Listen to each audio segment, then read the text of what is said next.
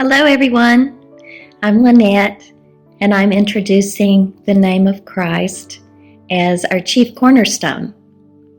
In Psalm 118:22, it says, "The stone that the builders rejected has now become the cornerstone." Isaiah 28:16 says, "Therefore, this is what the sovereign Lord says, Look, I am placing a foundation stone in Jerusalem, a firm and tested stone. It is a precious cornerstone that is safe to build on. Whoever believes need never be shaken."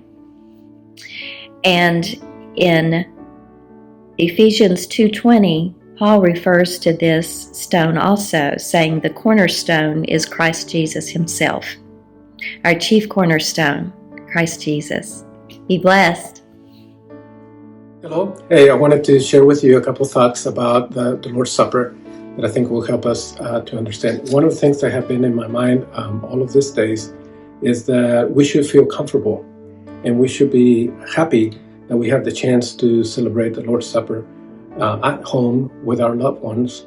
But I realized that for many it might be a challenge, and for many it may be something like, should I feel comfortable with this, or should I be doing this? Shouldn't be the pastor doing this or someone qualified to do that?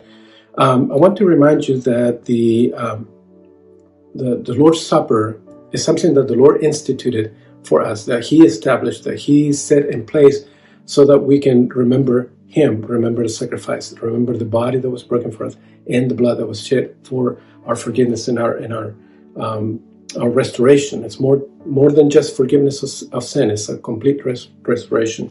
So one of the things that comes against us feeling comfortable and celebrating the Lord's Supper outside of the church, and even sometimes in the church, we feel uncomfortable. We feel like, should I do it? Should I not do it? What comes against it is a teaching that comes from 1 Corinthians 11, verse 27, that basically is interpreted to say that we need to examine ourselves before, in order to realize if we are worthy enough to take the communion, to participate in the Lord's Supper. And all that I want to do today, very quickly, is to share with you that interpretation of that verse may be completely out of context.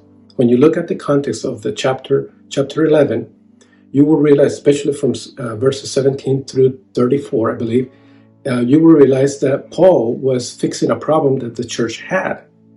The church in the Corinthians church had a problem that he felt like very urged to fix. He had been praising them. He'd been saying, hey, you've been doing this really well. I'm very proud of you. I praise you for that. But when it came to this subject, he was like, I can't praise you for this. I need to correct you. And he said, the problem was that the people in that church in Corinth, I think is how you pronounce it, were having the Lord's Supper in an unworthy manner. They were doing, their conduct in celebrating the Lord's Supper was less than desirable. This is what was happening. The rich among the church, remember that the Christian church was for everybody. So there were rich people and there were slaves. There were people who owned nothing. But the whole congregation will come together in something called the agape meals. And they were designed to end with the Lord's Supper, breaking of the bread and drinking of the cup.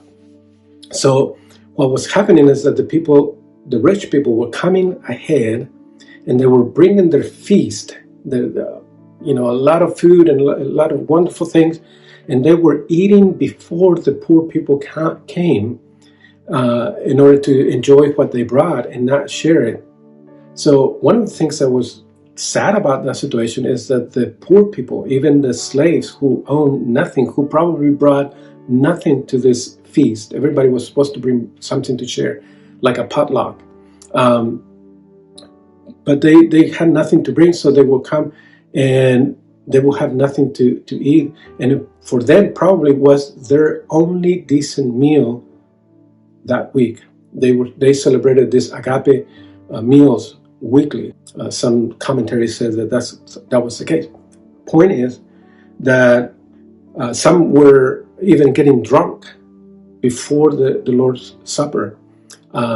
So obviously they have a problem, and Paul is trying to fix this problem. So he fixes the problem by bringing the truth. I think it's verses 23, 24, 25, somewhere in there.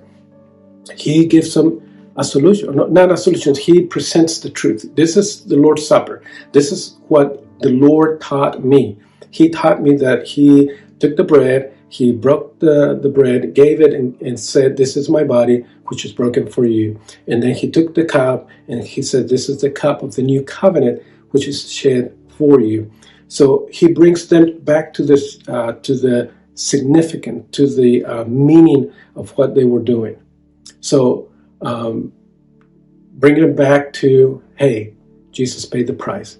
Hey, Jesus' body was sacrificed for us. He was payment enough for our transgressions, for our sin, for the bad things that we have done.